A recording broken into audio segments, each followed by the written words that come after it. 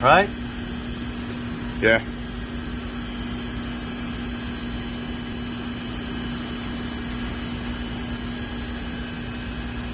So what he's gonna actually do at the end of the program, Okay. he's gonna bring the machine in here. That way you can take your part. Don't have to reach all the way.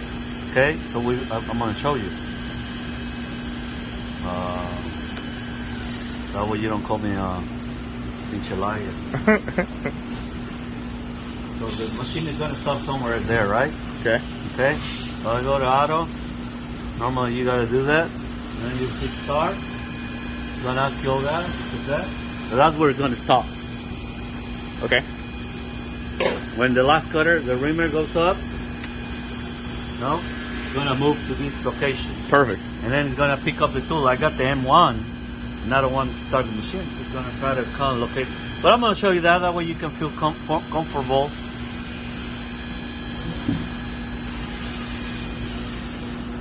Okay. Put it there. Put Finish it next that to it. one. Okay. Goes up. It goes up. Over. I don't want to hit my part. And you don't want to hit your part because it's already there. But it would drop, and then you would just hit start again. I got it.